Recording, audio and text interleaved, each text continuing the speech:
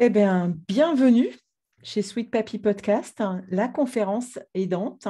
Il y a plein de gens nouveaux. Je suis ravie de vous accueillir. J'espère que vous êtes prêts à entendre plein de choses au sujet de l'intergénérationnel avec Lucille Valton, qui représente Granny et Charlie. J'ai Bonjour. souhaité pour la première fois aborder l'intergénérationnel et on va en parler ensemble. Et avant, je vais vous demander de bien vouloir couper vos micros. Et comme c'est un enregistrement, ceux qui ne veulent pas apparaître sur le replay, vous coupez juste vos caméras.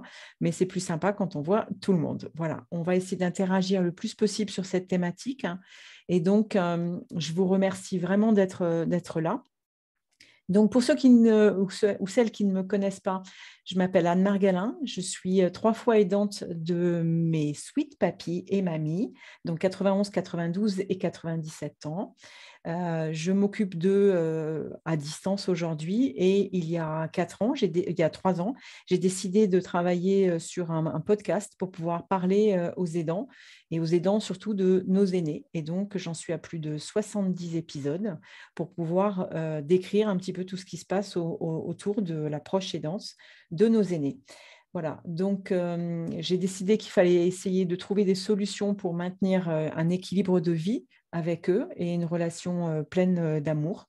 Donc voilà, vous êtes aujourd'hui intégrés entre guillemets dans l'univers de Sweet Papy Podcast. Podcast parce que ça permet d'avoir un audio et qu'en tant que proche aidante, je me suis aperçue qu'on avait des journées qui étaient bien pleines et souvent des soirées et des matinées aussi, mais qu'on avait parfois des moments où on pouvait écouter des conseils et qu'on en avait besoin, des conseils comme des solutions.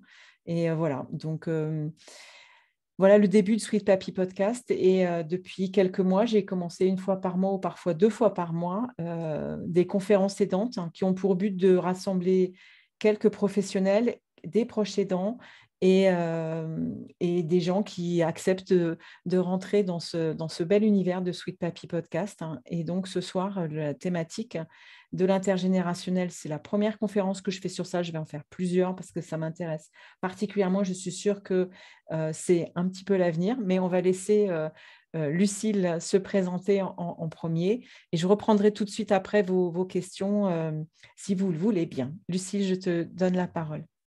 Très bien, merci beaucoup Anne et bonjour à tous. Donc moi c'est Lucille Valton, je suis cofondatrice de Granny et Charlie. Et donc Granny et Charlie, c'est une société que j'ai cofondée avec mon associée Amélie Frély en 2021.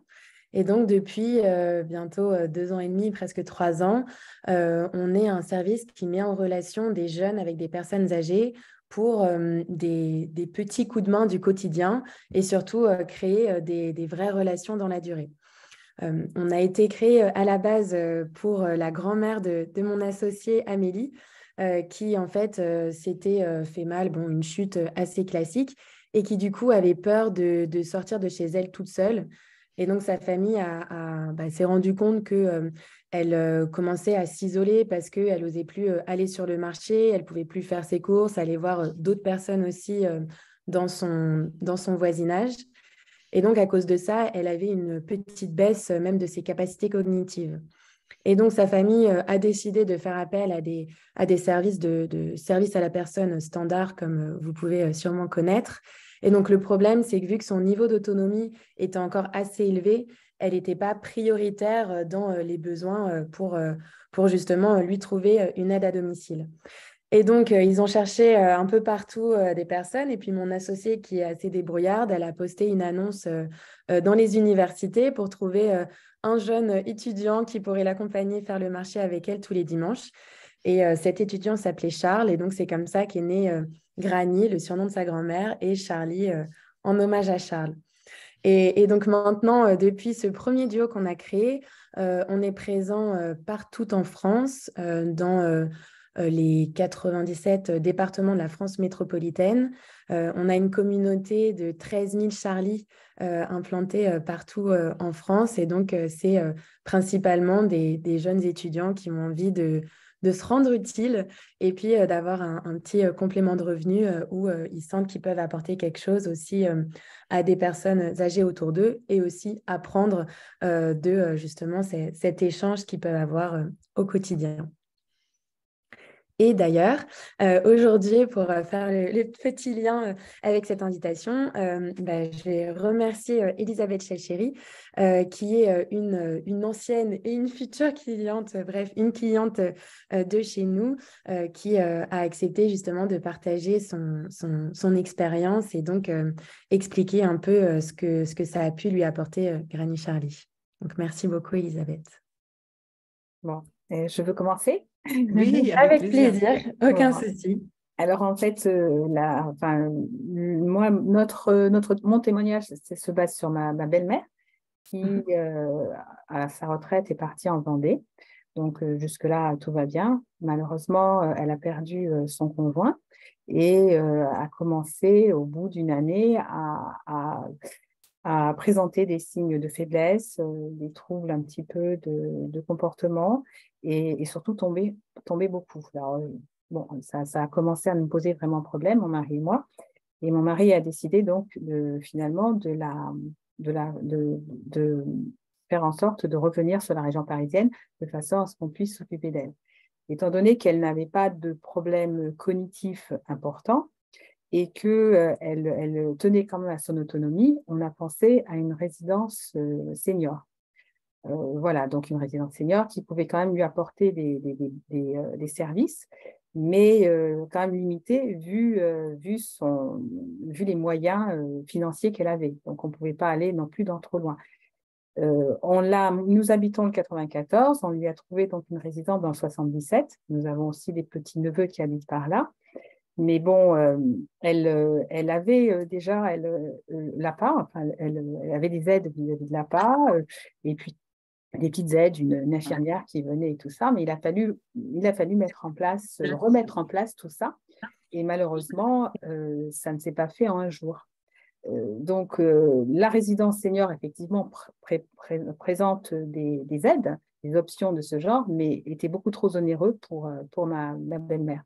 Donc, on a cherché des moyens pour l'aider en attendant les services, comme le portage des repas, hein, vous connaissez, les petites choses comme ça dans les villes, et qui mettait au moins 3 mois à se mettre en place. Et puis, étant donné qu'on travaille tous les deux, on s'était dit aussi que ça serait sympathique d'avoir une auxiliaire de vie. Enfin, on ne savait pas très bien parce qu'on n'était pas du tout au fait de tout ça. Donc, on a cherché une alternative tout autour de nous, des aides, mais c'était toujours des auxiliaires, des choses comme ça. Et puis, on est tombé sur un flyer dans une pharmacie. D'ailleurs, le pharmacien connaissait la personne qui l'avait déposé et ils nous ont dit du bien, c'était Granny et Charlie. On a trouvé l'idée superbe parce que c'est vrai que ma belle-mère était quelqu'un quand même qui était encore active et qui demandait qu'à parler. Elle adorait les voyages, elle avait fait beaucoup de choses. Donc, on s'est mis en relation avec des organismes et puis Granny et Charlie a été très réactif. Ils nous ont expliqué un petit peu leur méthode. Et puis ça a bien fonctionné avec ma belle-mère. C'était une étudiante qui était de l'histoire de l'art, donc ça tombait bien parce que ma belle-mère aimait ça. Nous, ce qu'on demandait, c'est qu'elle l'aide à faire ses courses, à faire la cuisine, parce qu'elle avait des problèmes au niveau de ses mains, elle a de l'arthrose. Et puis surtout, bien sûr que nous, on y allait, mais pas tout le temps, surtout l'aider à reconnaître un petit peu la nouvelle structure et le nouvel environnement qu'elle allait découvrir comme, bon, elle avait l'habitude d'aller à la messe, donc où est la messe, où est le marché, et voilà, et ça a été pour le petit chien, donc ils promenaient ensemble le petit chien, donc 2 fois par semaine, elle allait comme ça, Irina est venue avec ma belle-mère et ça s'est très bien passé et on a pu faire ce lien et, et elle a apprécié parce que c'est grâce à ça qu'elle a pu effectivement reconnaître un petit peu son univers, son nouvel univers. Voilà, et donc là, j'ai ma mère actuellement que je m'occupe et effectivement, j'ai demandé à Granny et Charlie de m'aider aussi dans ce sens. Voilà, et j'en suis très contente. C'est vrai que la relation, enfin moi, je ne connaissais pas le côté, c'est ce lien qu'on avait effectivement, enfin ce principe-là, qui est effectivement quand on a des auxiliaires de vie, bon, je ne dis pas, hein, ce n'est pas le problème, mais ce n'est pas axé sur l'âge. et surtout sur les étudiants. Les étudiants ont besoin effectivement parfois de se reconnaître avec des grands-mères. Ils ont toujours ce côté affectueux.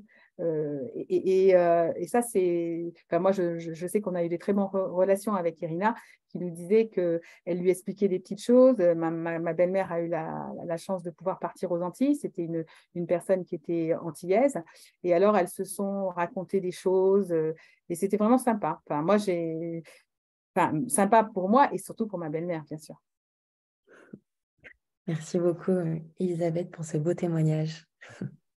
Ouais, c'est vraiment très, très intéressant parce que vous avez parlé du moment du moment de la bascule quand on devient proche aidant, et c'est vraiment une des thématiques les plus importantes de Sweet Papi Podcast, parce qu'effectivement, moi, je suis devenue proche aidante de 3 tic, tic, tic à la suite en peu de temps.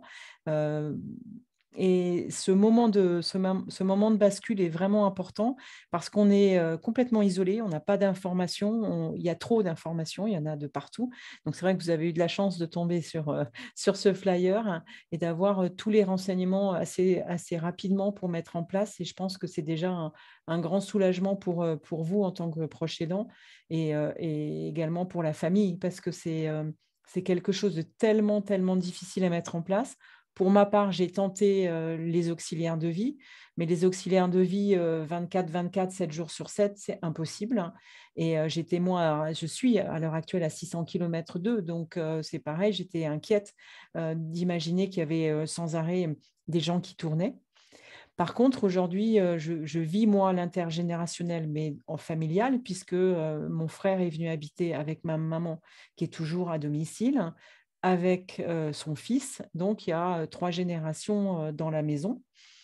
Et c'est un petit peu chaud. Voilà, parce que quand c'est en famille, c'est un petit peu chaud.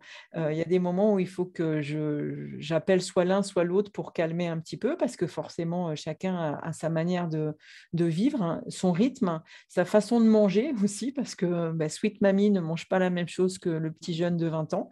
Donc, voilà, moi, j'aurais aimé avoir, Elisabeth, peut-être un peu plus de renseignements sur ce qu'avait apporté, ou Lucille, ce qu'avait apporté cette jeune personne, et quelles sont les caractéristiques à chaque fois, Lucille, que vous demandez pour essayer de rapprocher justement les proches aidants, les aidés et les étudiants qui, on le sait, ont tendance à vouloir partir, à pas forcément rester tout le temps dans le temps, à vouloir sortir aussi les soirs. Comment ça se passe? Alors, je vais peut-être expliquer le processus et puis Elisabeth, je vous laisserai rebondir avec votre expérience personnelle. Mais du coup, par rapport au processus de Granny Charlie, donc nous, on ne fait pas toute la partie cohabitation. C'est-à-dire que les jeunes, ils ne dorment pas au domicile avec la personne âgée.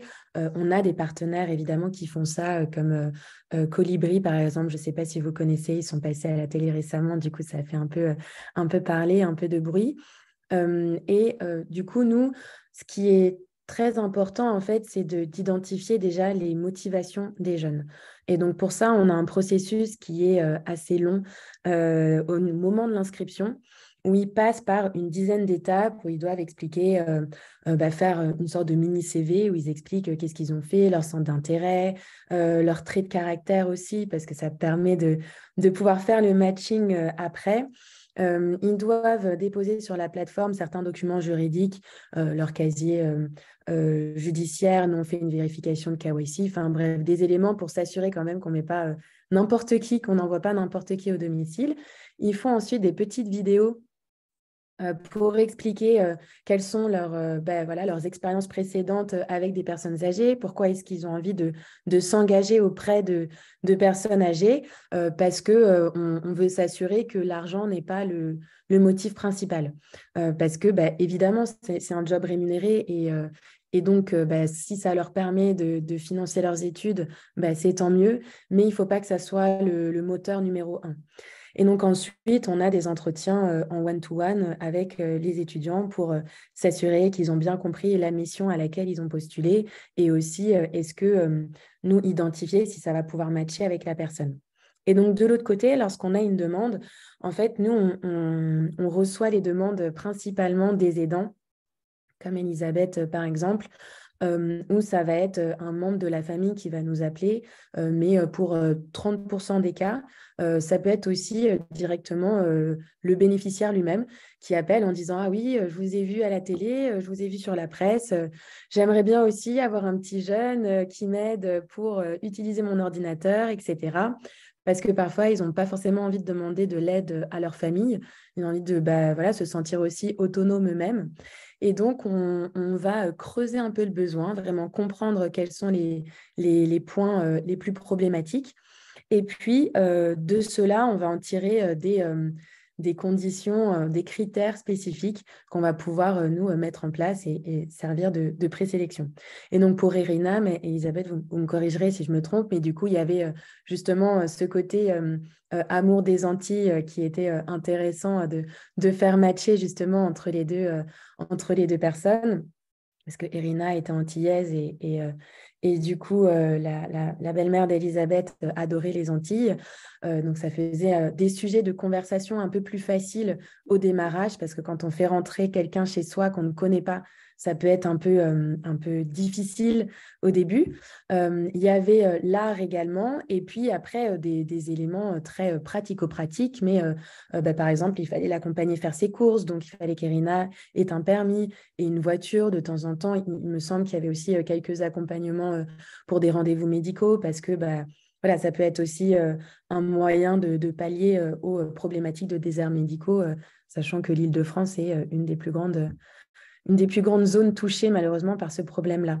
Donc voilà, donc on analyse vraiment le besoin des familles et grâce à notre équipe qui fait les présélections et la qualification des étudiants, on arrive à faire matcher les deux. Est-ce que je peux rebondir? Bien sûr, bien sûr. Alors, ce que je voulais dire aussi, c'est que quand j'ai fait des recherches justement sur les aides, et comme vous l'avez dit, Anne, excusez-moi, je vous appelle Anne, ça ne vous dérange pas. Avec plaisir.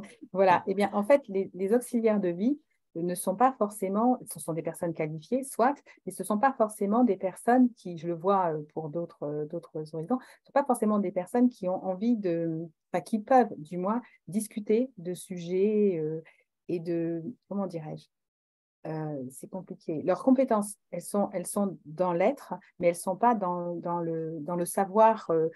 On ne peut pas leur demander beaucoup de choses, enfin, entre parenthèses. Enfin, je ne sais pas comment vous expliquer, mais avant tout, ce qu'elles ont besoin, ce qu'elles font, c'est le soin à la personne. Même si c'est une auxiliaire de vie. Une auxiliaire de vie, normalement, elle est là pour effectivement égayer la vie de la personne.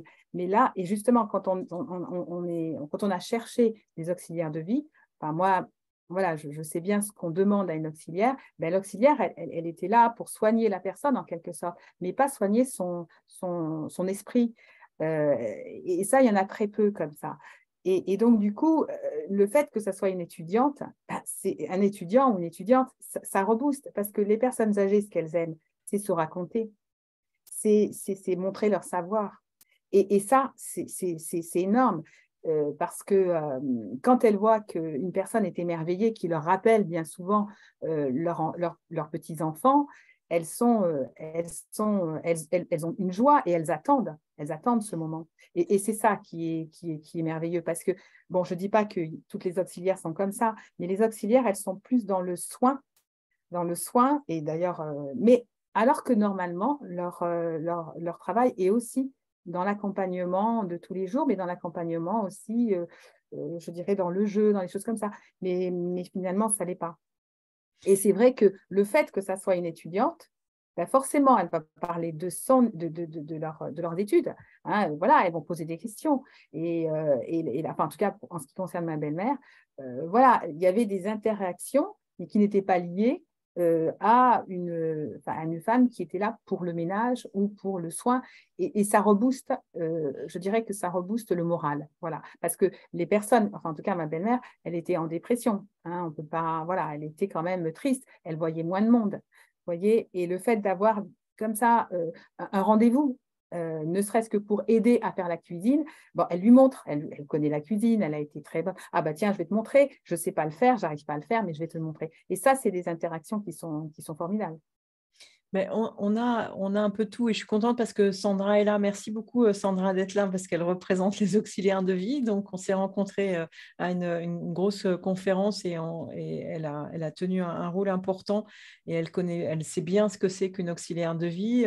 J'ai moi-même fait une formation il y a quelques semaines avec des auxiliaires de vie pour leur parler de mon côté proche aidante et c'est toujours intéressant. Il y a pas de solution à 100%. Positive hein, pour nos sweet papiers mamie. Je pense qu'il faut pouvoir piocher.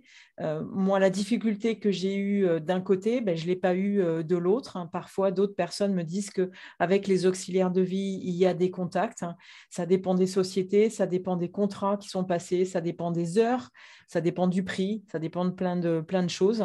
Et en tout cas, ce que je peux vous dire de l'expérience que j'ai eue à discuter avec plusieurs auxiliaires de vie, c'est je ne dis pas qu'elles rêveraient, mais elles aimeraient vraiment pouvoir avoir le temps de faire autre chose que de simplement faire dans le cadre de leur demi-heure, 20 minutes, 1 heure ou 50 minutes, 55 minutes qu'elles passent avec nos proches. Et il y en a une brochette complète de femmes ou d'hommes, hein, parce que moi j'ai croisé des hommes qui sont tout à fait ouverts à faire ça, mais qui ne peuvent pas de par leur contrat. Par contre, le lien intergénérationnel, parce que c'est quand même le but aussi de parler de ça ce soir, il existe avec tout le monde. C'est ce que moi, j'ai ressenti aussi bien avec les auxiliaires de vie qu'avec les étudiants, qu'avec d'autres personnes. Sandra, est-ce que je peux te laisser la parole, pas pour contester ce que dit Madame Chauchéry, mais au moins pour avoir une petite parole par rapport à ça, parce qu'on est tous là dans le cadre d'une conférence aidante, donc pour s'apporter un maximum de renseignements. Alors, ouais, du coup, c'est pas facile de réagir parce que du coup, j'ai pris le truc en vol. Euh, Du coup, en fait, le peu de propos que j'ai eu, c'est peut-être sorti de son contexte, en fait. Oui, Donc, oui, on va dire que c'est vrai qu'Elisabeth aurait préféré, je pense, si j'ai bien compris, à qu'il y ait plus de contacts quand au moins elle rencontrait ou qu'elle avait les auxiliaires de vie. C'est toujours compliqué. Moi, j'ai fait des épisodes et j'ai rencontré aussi des animatrices. C'est un métier qui arrive assez nouveau et qui viennent à domicile pour faire de l'animation directement avec nos proches.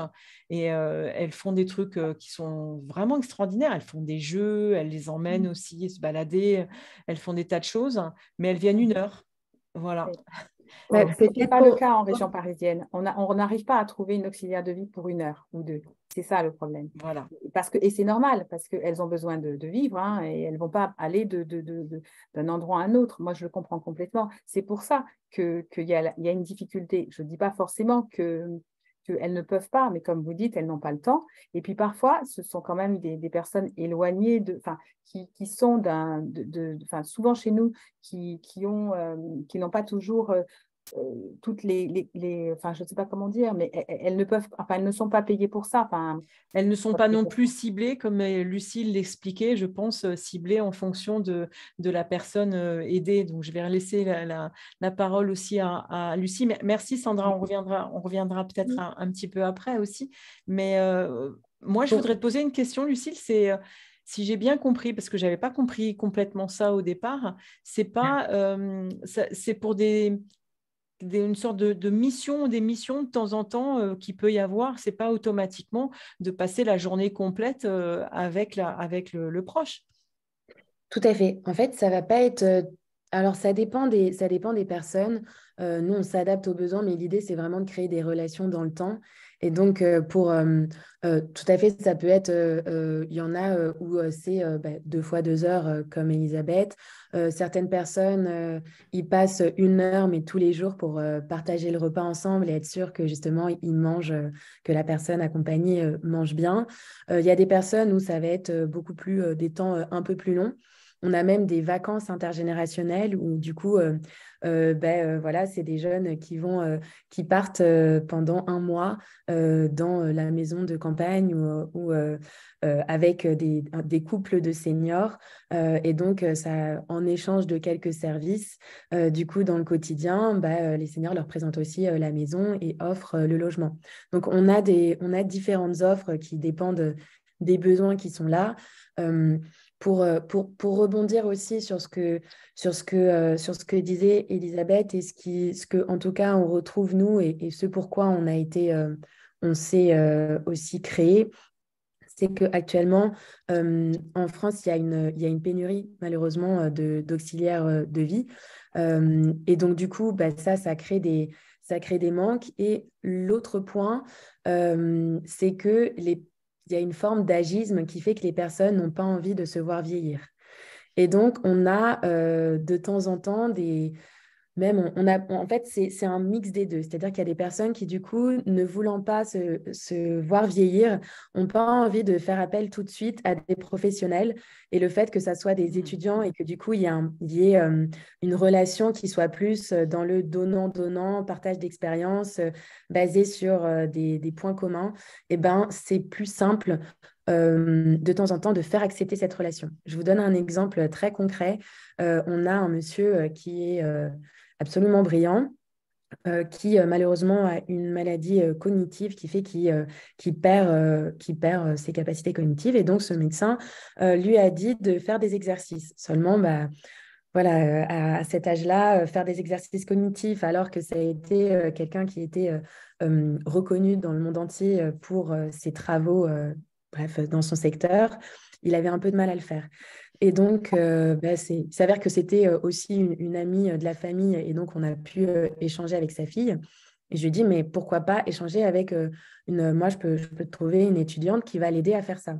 Et donc, on a trouvé une étudiante colombienne qui est en études de vétérinaire, qui est aussi sa spécialité à lui, et qui, du coup, en fait, ils papotent en espagnol. Donc, ils ne font pas du tout les cours. Malheureusement, ils ne font pas du tout les exercices, mais ils papotent ensemble en espagnol de ces sujets d'études vétérinaires, de sa vie, de ses chiens.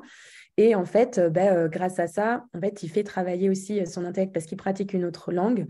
Et du coup, de fil en aiguille, en fait, son médecin a vu des progrès, non seulement au niveau de son moral, mais aussi de ses capacités cognitives, parce qu'il a été stimulé différemment. Et ça lui a donné envie, en fait, juste euh, de pas se sentir aidé par un professionnel, mais plutôt d'apporter quelque chose. Et ce côté, je me retrouve dans une situation où j'apporte aussi, l'a permis de se sentir valorisé d'une autre manière et donc d'accepter plus facilement l'aide. Donc, je pense que c'est aussi ça la différence qu'on peut avoir avec des étudiants, c'est que pour certaines familles, en tout cas, et donc ça se traduit aussi enfin, si j'ai bien compris, parce que disait aussi Elisabeth, c'est que c'est un premier pas vers le fait d'être accepté, d'être aidé. Parce que si je ne me trompe pas, votre belle-mère maintenant a des auxiliaires de vie qui l'accompagnent. Mais comme vous le disiez, c'était un premier pas aussi vers le fait de se faire aider et en ayant des échanges qui soient voilà, basés juste sur des centres d'intérêt en commun. Donc, je ne sais pas si Anne, ça répond à ta Oui, question. ça répond à ma question, mais oui, ça répond à ma question dans le sens où tu reviens sans arrêt sur le fait que ce sont des étudiants. Donc, que ça soit bien clair sur Granier et Charlie que ce sont des étudiants qui doivent se matcher avec les proches, hein, avec la famille. Et je trouve ça particulièrement intéressant que vous essayez de chercher justement tous les points points d'intérêt, les points de contact, tout ce qui peut fonctionner. Mais voilà, je me pose toujours la question, combien de temps ça peut fonctionner? Combien de temps ça a fonctionné, par exemple, chez Elisabeth? Est-ce que ça fonctionne toujours?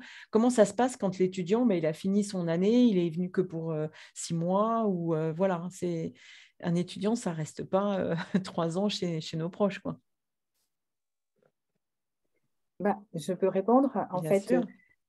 En fait, nous, ça a super fonctionné. C'est vraiment, elle aurait continué jusqu'à la fin.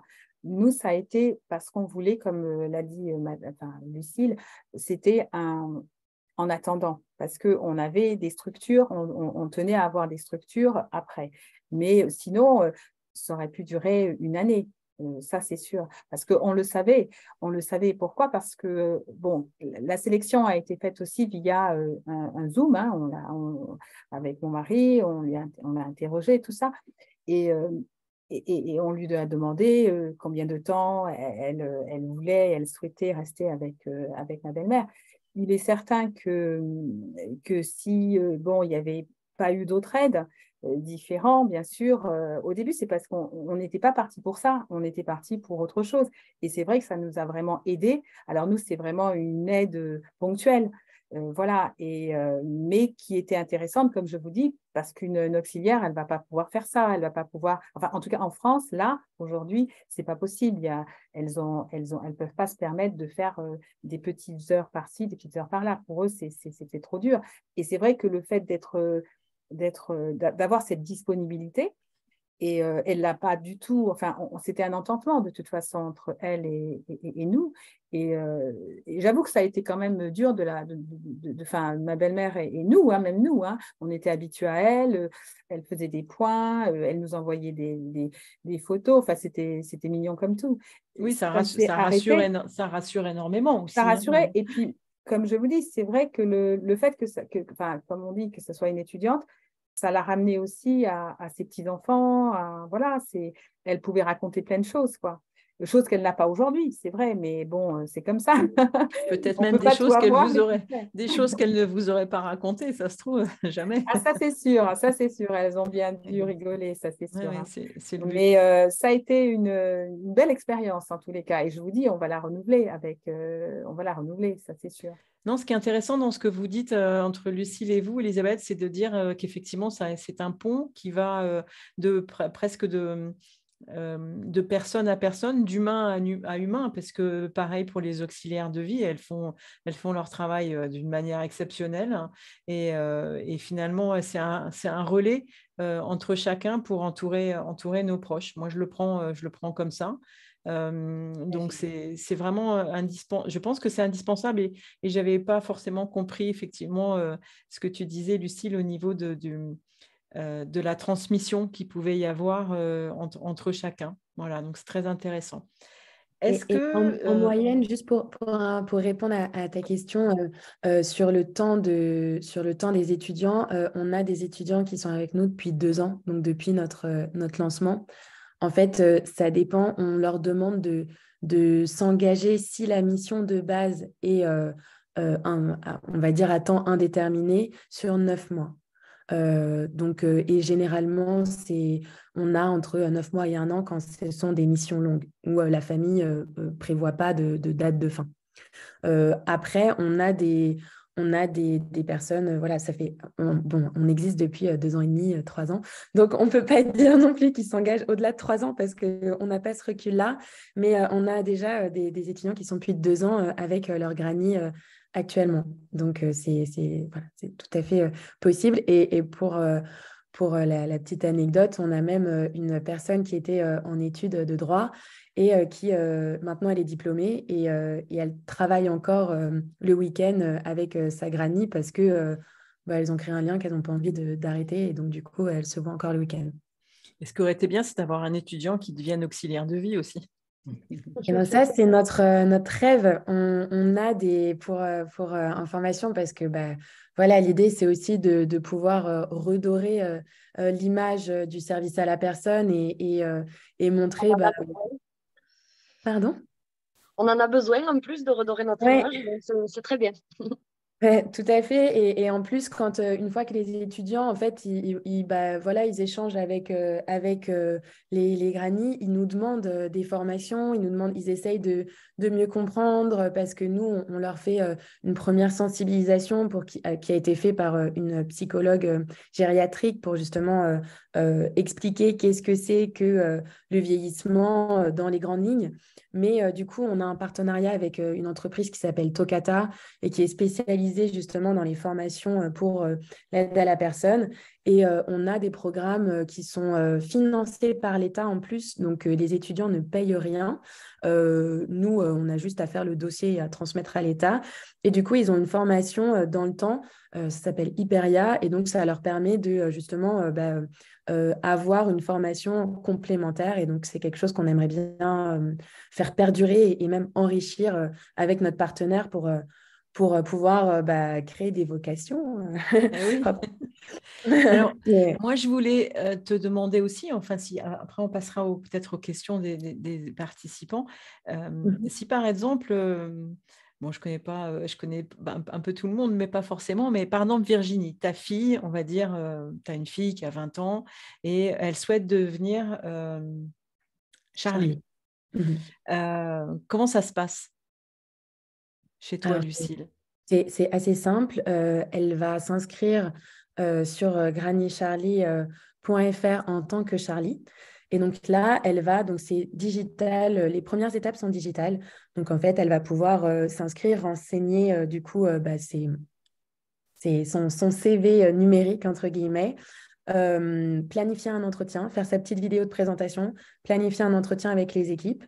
Et une fois qu'elle a fait ça, elle va voir toutes les missions qui sont en cours de recrutement de notre côté, donc qui sont disponibles autour de chez elle.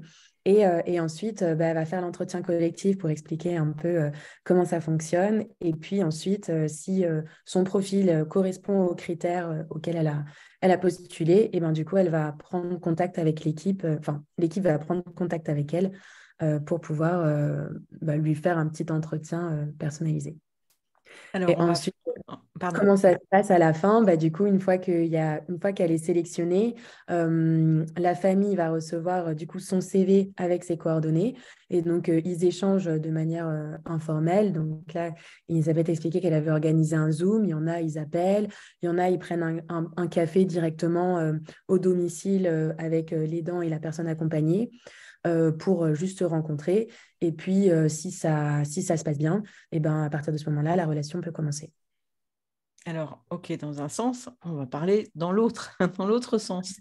Euh, Ouais. je vais laisser peut-être la parole, parce qu'elle est gentiment à l'écran, à Annie Pierre, par exemple.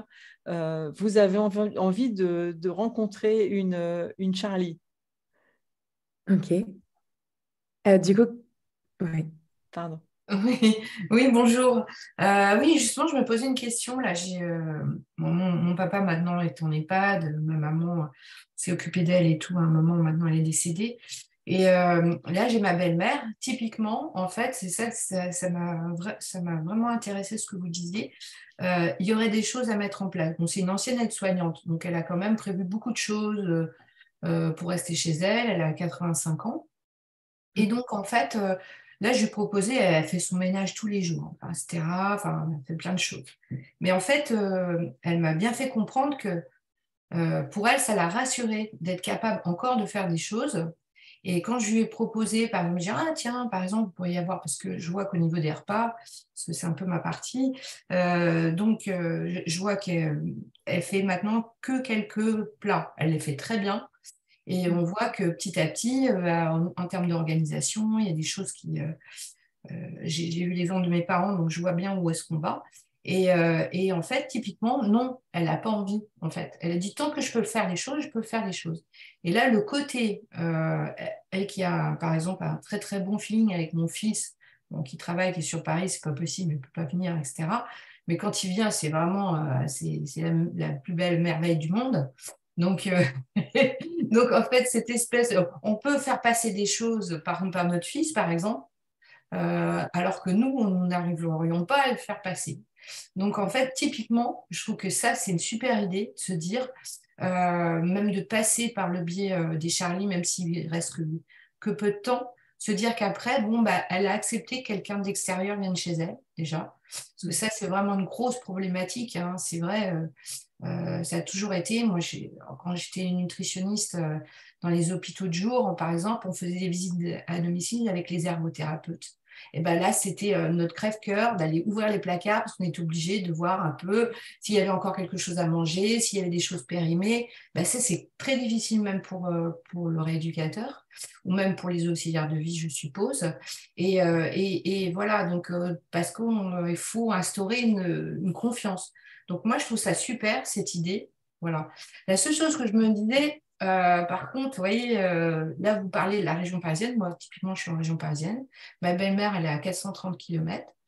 Et, comme vous disiez tout à l'heure, Anne, bah, c'est une grosse problématique hein, d'être à distance.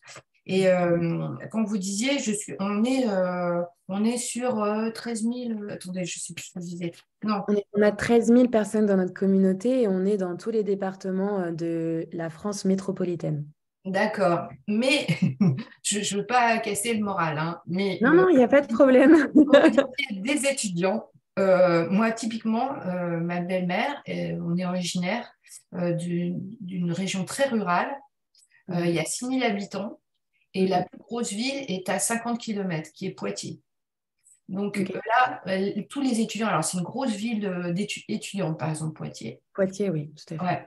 Et donc ça, sur Poitiers, peut-être à 10 km de Poitiers, quelqu'un qui a une voiture, c'est simple. Mais par contre, pour aller, pour faire 1 heure, par exemple, je me dis n'importe quoi, hein, 1 heure ou 2 heures d'accompagnement et se taper 3/4 d'heure de route aller et 3/4 d'heure retour, je pense que ça va être impossible de trouver ce genre d'étudiant qui va être intéressé pour faire une mission, pour aller voir des personnes, par exemple, dans ces zones rurales. Alors, comment vous faites? Est-ce que vous avez déjà des cas comme ça? Tout à fait. Du coup, on a des cas comme ça. Alors, pour être complètement transparente, c'est plus, on va dire, 30% à peu près de nos missions qui sont dans des zones vraiment rurales. Le reste, 70%, la majorité, ce sont dans des zones urbaines. Dans les zones rurales, comment ça se passe? Généralement, en fait, ça va dépendre des familles. Encore une fois, là, on échange beaucoup avec les familles pour comprendre quel est le besoin. On a 2 cas de figure. D'une, on va pouvoir proposer des profils qui sont des jeunes actifs, ou alors on va avoir des jeunes mamans aussi qui veulent reprendre une activité. Donc on a dans certaines zones rurales en fait des mères au foyer qui ont envie d'avoir une activité pour laquelle elles peuvent gérer leur emploi du temps de manière un peu flexible et de le reprendre de manière progressive. Et donc, du coup, on a des jeunes de moins de 30 ans qu'on peut activer, entre guillemets, pour justement répondre à ce type de besoin. Et après, dans des cas, alors ça c'est un peu plus rare, ça nous est arrivé pour à peu près 5-10 personnes, où les familles, là, voulaient pas forcément des petits jeunes parce qu'ils avaient... pas 100% confiance dans le fait que ça soit des jeunes, etc.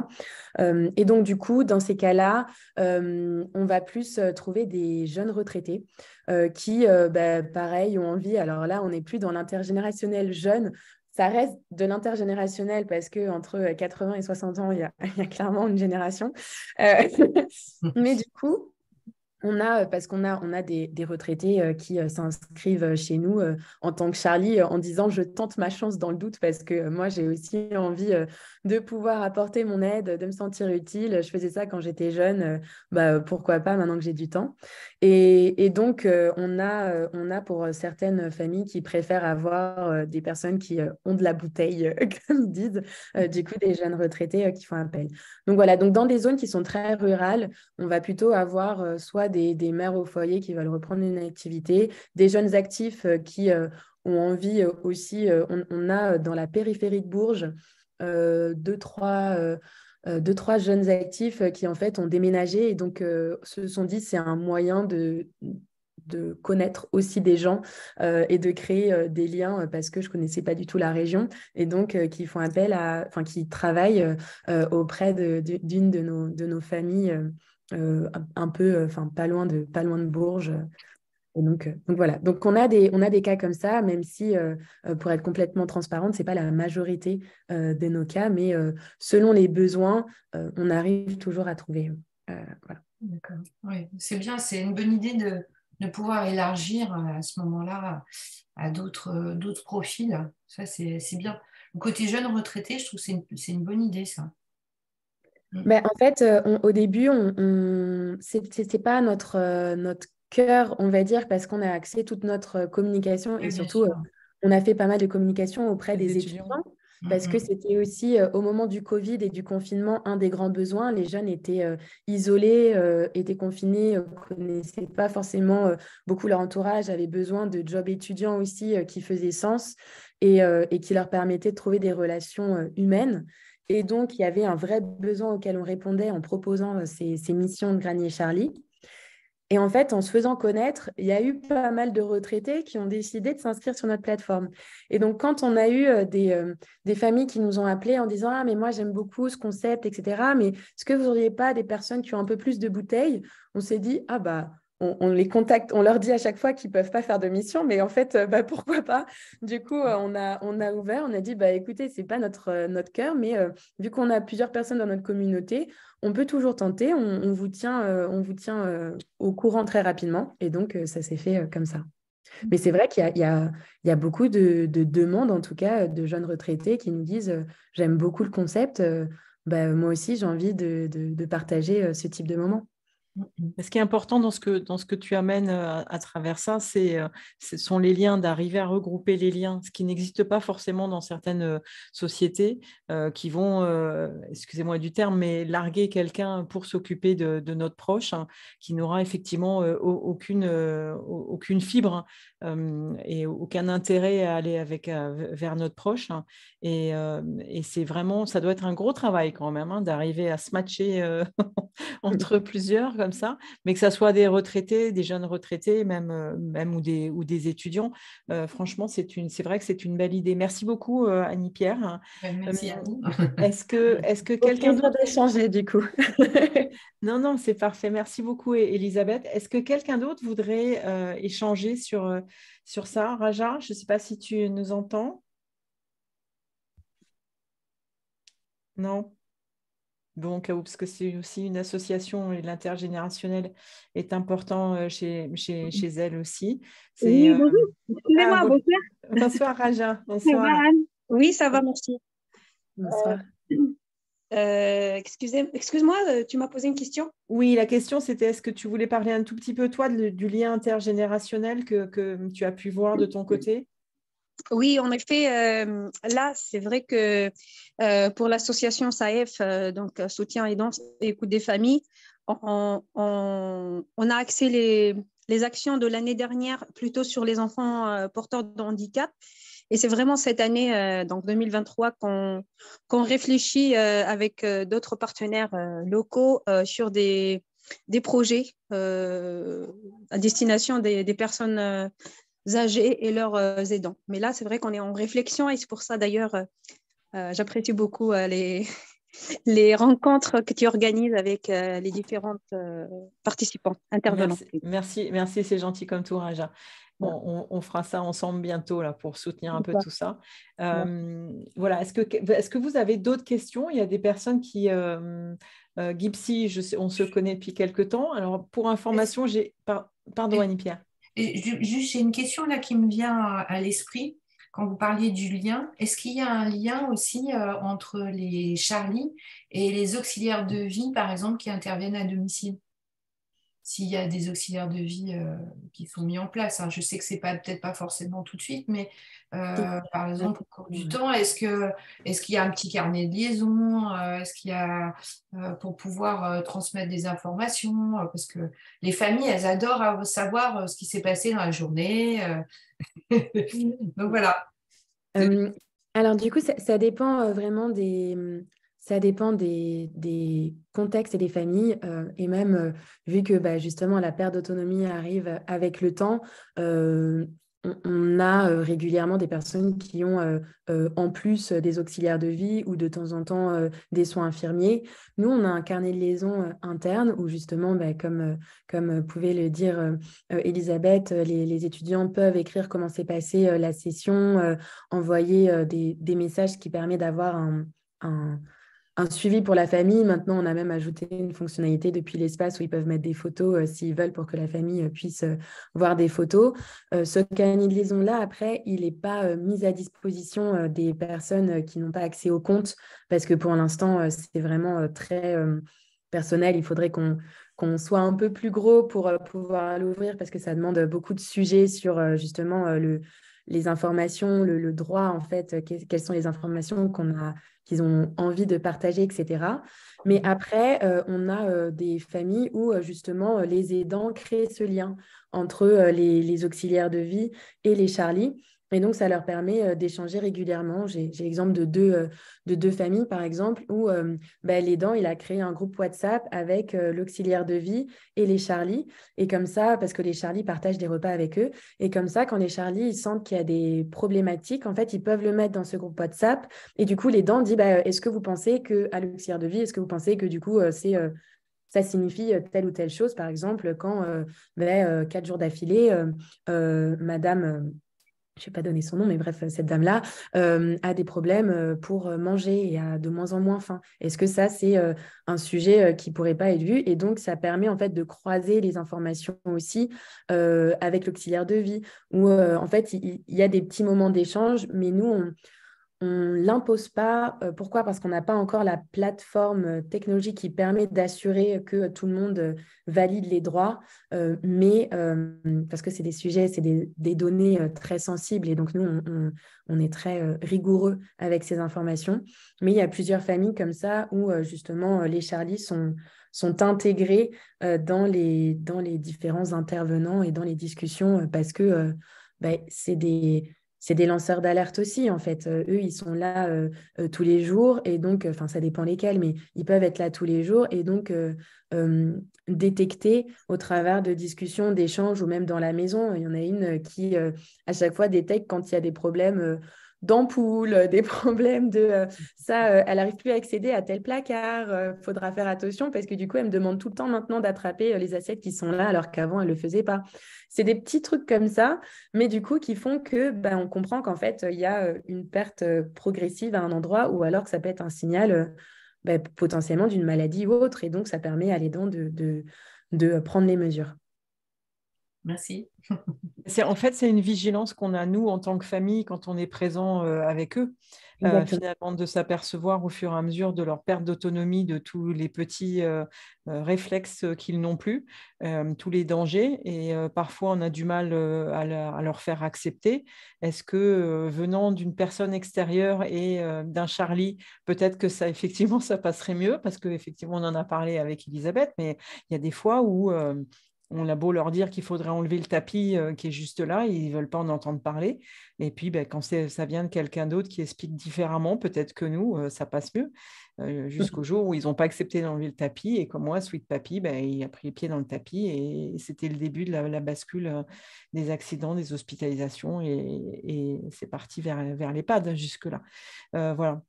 Donc, je voulais revenir, moi, si ça ne dérange pas, avec juste un instant avec Gypsy. Alors, je mettrai en lien, je mets en lien mon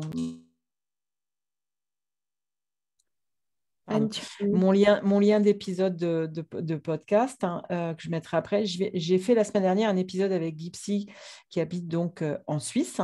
Et on a fait un épisode ensemble parce que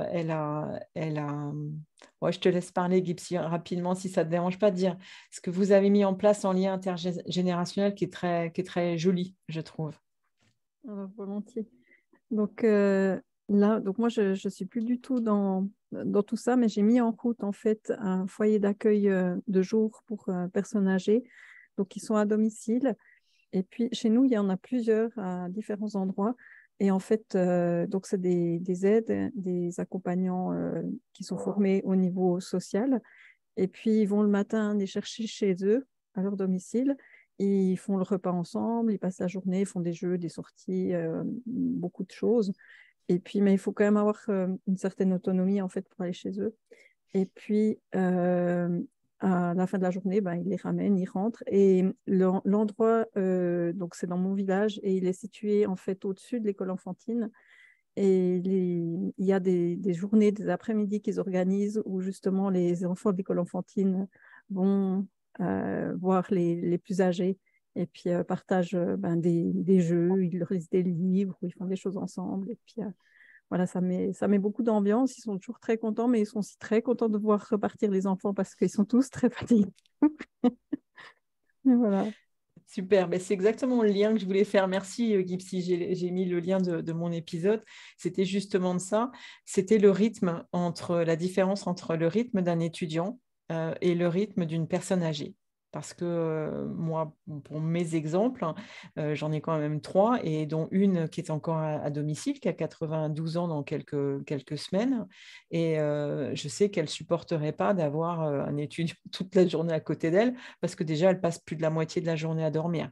Voilà, donc j'imagine que dans les critères que vous avez, il y a automatiquement le critère de rythme de vie de notre proche, hein, de rythme des autres professions qui viennent aussi, des auxiliaires de vie ou du kiné, etc., de leur propre rythme qui n'est pas du tout le même, et si surtout, moi, qui me semble le plus important, qui est très fluctuant.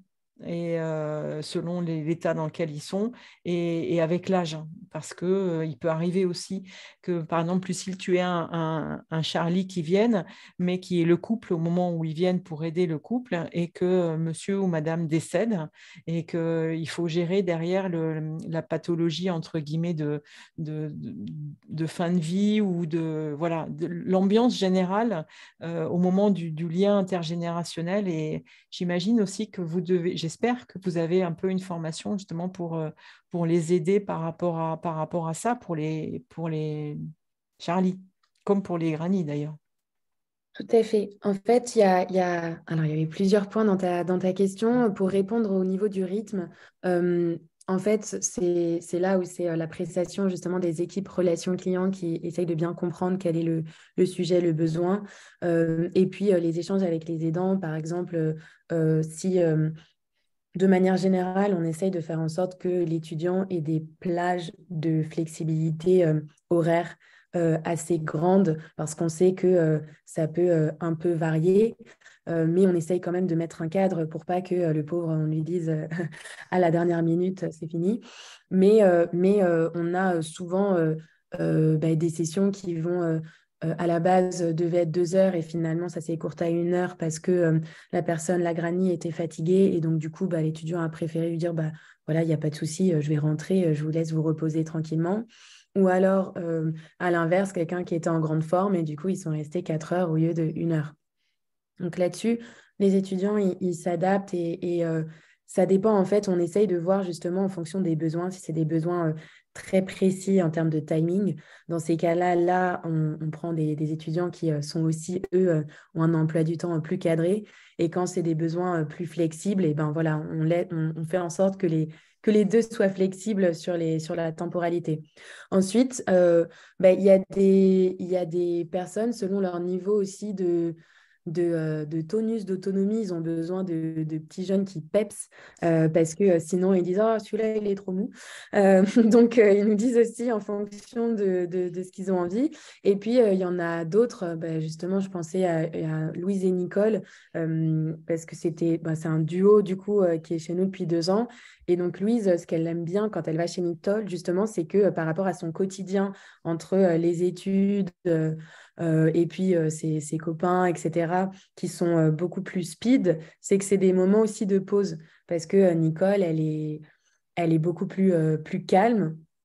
Et donc, du coup, elle instaure, il y a toujours une routine quand elle arrive, elle pose, voilà, elle fait toujours les mêmes gestes, les mêmes questions au démarrage pour commencer. Et puis, de temps en temps, après, elles vont voir des tableaux, parce que les deux sont des... Enfin, il y en a une qui est en études d'art et l'autre qui est une ancienne artiste. Et donc, du coup, elle se pose sur les tableaux, elle parle d'éléments, et puis après, elle commence à faire le repas, etc. Mais elle sait que se poser devant les tableaux pour échanger dessus, ça permet de rentrer doucement dans ce moment qu'elles vont avoir toutes les deux.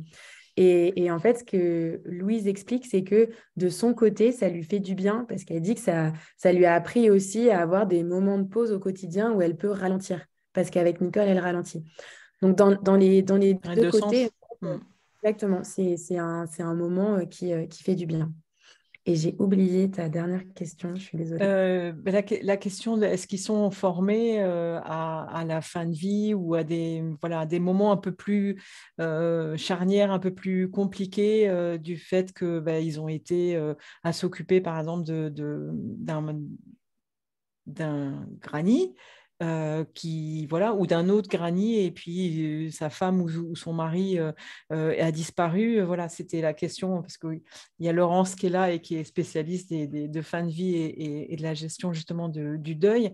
Et j'en profite pour faire un petit saut de puce sur ça, parce que c'est important aussi, ça fait partie de tout ça. Donc voilà, je voulais savoir s'ils étaient formés aussi, tu parlais des formations tout à l'heure, s'ils étaient sensibilisés aussi à ça, et comment est-ce que vous les aidiez finalement, les Charlie, parce que c'est forcément un peu un choc pour un jeune. Bien sûr. Alors, pour être transparente, je pense qu'on pourrait aller plus loin là-dedans parce que ça fait partie de la sensibilisation qui a été faite par la psychologue, mais on se rend compte que c'est pas assez dans le sens où ce qu'ils ont besoin surtout, c'est des moments, en plus, alors peut-être des vrais échanges avec des spécialistes, peut-être comme Laurence par exemple, pour pouvoir savoir comment réagir, parce que même si on a certains cas où, par exemple, malheureusement, ça nous est déjà arrivé, où on a eu des décès, tout simplement, des grannies. Et donc, du coup, ils perdent aussi un proche d'une certaine manière. Ou alors des grannies qui vont parler de la mort de manière très brute, en disant, ils peuvent dire des choses auxquelles on n'a pas l'habitude d'échanger comme ça, mais pouvoir dire, bon, moi, je pense qu'il me reste quelques jours, là, c'est sûr que je vais mourir. On a déjà eu des Charlie qui nous ont dit qu'ils entendaient ça et ils ne savaient pas forcément comment réagir. Donc là-dessus, nous, ce qu'on a déjà, c'est des groupes de parole. Donc on permet aux Charlie qui sont en mission de pouvoir échanger sur ce sujet. On fait des petits événements réguliers. Des Charlie Angels. Exactement. Pour qu'ils puissent échanger, papoter, raconter leur retour d'expérience et puis pouvoir extérioriser ces sujets-là. Et ça, ça fait partie de nos axes pour 2023, de pouvoir être accompagné d'un professionnel. Mais bon, ça demande évidemment plus de moyens et donc ça nous demande de grandir aussi en tant qu'entreprise pour qu'on puisse avoir ces moments d'écoute plus profonds. Super. Est-ce qu'il y a d'autres personnes qui n'ont pas souhaité peut-être se montrer ou qui voudraient parler sur le sujet pour clôturer cette conférence? En tout cas, on vous remercie vraiment d'être presque tous restés jusqu'au bout. On est quand même 18 encore une heure après, donc ça c'est vraiment bien. J'espère que ça vous a plu. Qui veut parler? Personne? Ah, Sylvie. Oui, bonsoir.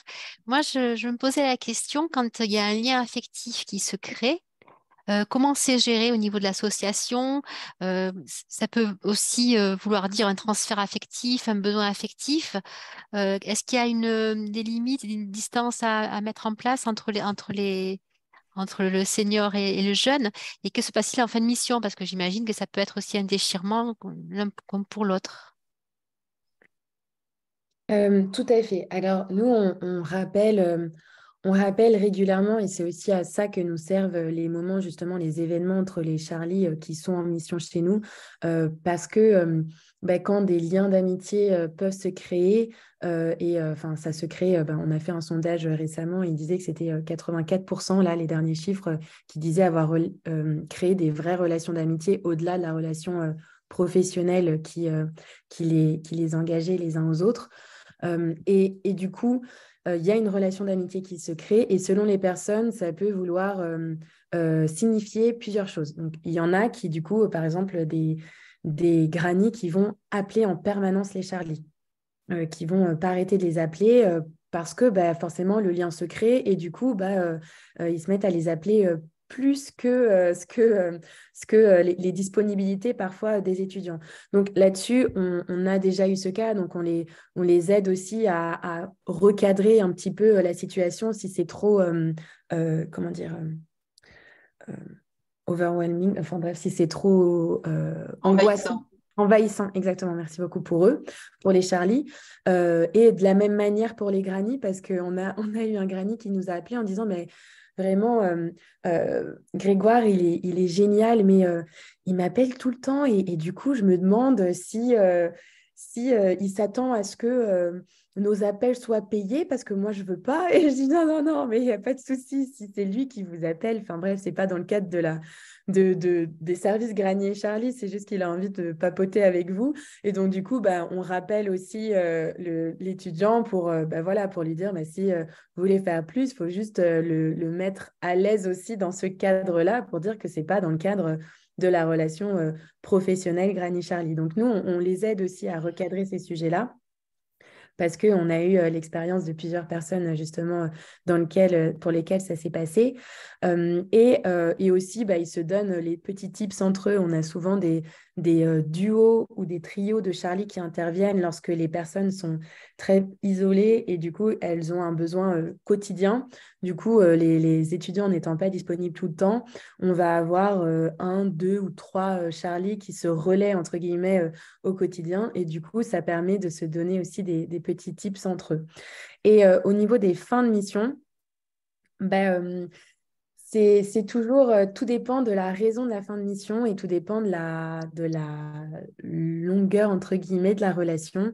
C'est sûr que c'est un déchirement. On a eu une fois une cliente comme ça, une granny qui n'a pas voulu du coup avoir d'autres étudiants parce qu'elle s'était trop attachée à Axel et du coup, elle s'est dit, je ne trouverai jamais quelqu'un avec qui je m'entendrai aussi bien. Mais en soi, ils s'écrivent beaucoup de lettres tous les deux. Et donc, ils ont une petite relation épistolaire. Donc, nous, c'est aussi ce qu'on cherche à avoir. Donc, c'est assez... En tout cas, il y a la relation qui s'est créée. Mais c'est vrai que quand c'est parce que l'étudiant part, généralement, il reste quand même en contact. On va dire géographiquement, il reste en contact le duo. Par contre, quand c'est le senior qui doit mettre fin parce que il y a une trop grosse perte d'autonomie et dans ces cas-là, ça peut mettre en danger et l'un et l'autre de ne pas être surveillés par des professionnels, entre guillemets, lorsqu'ils sont au domicile. Dans ces cas-là, voilà, c'est toujours un peu plus compliqué pour le Charlie, mais c'est aussi la vie. Et donc, voilà, c'est géré. Ok, super. Bon, en tout cas, merci. On va finir. Je serais bien rester un peu plus longtemps, mais je sais qu'il y a certains qui ont d'autres obligations aussi. Merci à ceux qui se sont inscrits et que je ne connais pas. Si ça ne vous dérange pas que je vous renvoie des petits messages, essayez de vous inscrire dans le groupe Facebook si vous êtes Facebook. Si vous ne l'êtes pas, gardez mon mail surtout pour que je puisse vous envoyer les liens. Lucille, mille merci. J'espère que ça a plu à tout le monde et que vous avez pu avoir pas mal de réponses. Et c'était vraiment intéressant. Et toujours, je l'indique, positif. Merci Virginie, La Voix Positive aussi, qui est un podcast de sophrologue aussi. Et comme Sylvie d'ailleurs, toutes les deux sophrologues. Et j'en ai besoin pour m'aider à m'accompagner dans l'univers de Sweet Papi Podcast que je construis au fur et à mesure. Donc, il y a le podcast, la conférence aidante que je fais maintenant et je vais mettre en place prochainement ce que j'appelle les Sweets Ateliers parce que les auxiliaires de vie, les professionnels, les proches aidants, et je sais de quoi je parle, parce que des fois c'est comme ça. On a besoin aussi peut-être d'écouter un peu ce que des sophrologues peuvent nous amener, ce que Laurence peut amener au moment, par exemple, du deuil. Qu'est-ce qu'on peut faire, comment est-ce qu'on peut réagir. Donc, je suis en train de monter un petit peu tout ça. C'est un univers qui se veut tendre. Et vous avez vu, je suis tout sourire. Donc, c'est mon mot de l'année 2023, d'être tout sourire. J'ai effectivement la chance d'avoir 3 sweet papiers et mamie qui sont encore vivants et qui ne sont pas atteints de maladies neurodégénératives. J'arrive à avoir encore des dialogues avec eux, plus ou moins difficiles, mais qui existent encore. Et donc, je veux absolument continuer à garder cette relation avec eux. Et j'espère que vous reviendrez dans les prochaines conférences pour donner votre témoignage aussi. Et si vous avez des thématiques qui vous intéressent particulièrement, Sandra, j'espère qu'on fera bientôt une conférence ensemble. Juste un dernier petit mot, parce que Sandra les connaît, mais avec l'I2ML, donc l'Institut méditerranéen des métiers de la longévité, la prochaine conférence, c'est le 10 mars, et je vais la faire à midi. Pile, parce qu'on va parler de la nourriture chez nos aînés et entre autres de quelque chose qui existe de plus en plus et qui est important, c'est du manger main. Alors, on ne mange pas sa main, mais voilà, on mange avec les mains. Enfin, voilà, elle va tout nous expliquer sur la nutrition de nos aînés. Et donc, exceptionnellement, au lieu de la faire à 18h, je la ferai à midi pour que les professionnels aussi puissent éventuellement y assister. Et enfin, quoi vous dire? Il y a le replay qui sortira dans quelques jours, le temps que je le fasse. Et surtout, n'hésitez pas à revenir vers moi si vous souhaitez faire une conférence, un sujet et être interviewé dans le podcast. J'ai toujours besoin de monde, moi, dans le podcast. Donc, je serai très heureuse de vous y accueillir. Voilà. Merci beaucoup, Anne, pour l'invitation et merci, Elisabeth, d'avoir pris le temps Merci, pour Elisabeth. votre C'était témoignage. parfait. Florence, merci. Merci Pauline, à les tous. autres, je ne vois pas. Merci tout le Barbara, monde. fidèle comme tout. Et tout le monde. En tout cas, à très bientôt. Bonne soirée. Prochaine, 10 mars à midi. Merci. Merci, au Oui, revoir. au revoir. Bye Merci, bye. au revoir. Au Bonne revoir. soirée. Au revoir, bonne soirée, merci beaucoup. Bonsoir. Bonne soirée.